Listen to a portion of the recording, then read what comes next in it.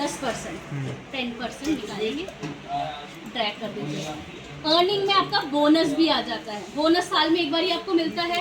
ठीक है, तो हमारी कंपनी ने मान लो डिसाइड किया है 5% बेसिक सैलरी में से आप लोगों को मिलेगा। हर महीने नहीं मिलता, ये वही महीना है जो बोनस मिल रहा है मान लो। ठीक है। ओवर टाइम, हर कंपनी ओवर टाइम नहीं देती है, लेकिन ओवर टाइम कैलकुलेट करने का मेथड क्या है, इक्वल टू आपकी सैलरी कितनी है 50,000, 30 से पहले इसको डिवाइड कर दो, क्योंकि 30 का दिन होता है। ठीक है, इसके बाद इसको आपने निकालना है, ये तो आ गई आपकी एक दिन की सैलरी। अब आपको 1 घंटे की सैलरी निकालनी है, तो इक्वल टू 1 दिन की सैलरी डिवाइडेड बाय 8, क्योंकि 8 आवर्स की आपकी ड्यूटी होती है, 8 या 9 आवर्स की ड्यूटी होती है। 8 से डिवाइड कर दिया तो ये हो गया आपकी 1 घंटे की सैलरी। अब ओवर टाइम का मतलब क्या, आवर्स में ही करते हैं ना, 2 घंटे या 3 घंटे आपने ओवर टाइम किया होगा, तो इक्वल टू 1 आवर की सैलरी इंटू 2 करेंगे तो 2 आवर की आ जाएगी। इस तरीके से ओवर टाइम कैलकुलेट होता है, लेकिन सिंपल तरीके से करने के लिए अभी फिलहाल मैं ऐसे करती हूँ, बेसिक सैलरी का 2%, लेकिन कैलकुलेशन मेथड यही होता है जो मैं बता रही हूँ। 4 एंड 2 घंटे करा तो 416 आएगा ना।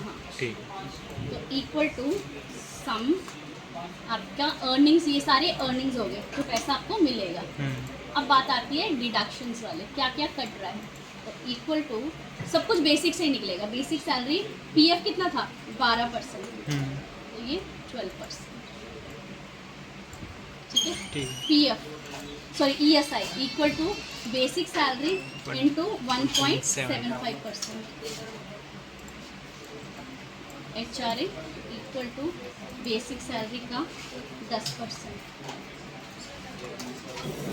मान लो ये वही महीना है, ये साल में एक बार इनकम टैक्स कटता है, मार्च का महीना, तो ये वही महीना जब मेरा टैक्स कट रहा है। बेसिक सैलरी का 12.5%, तो टोटल आपका डिडक्शन कितना हो रहा है, equal to sum PF ESI TDS.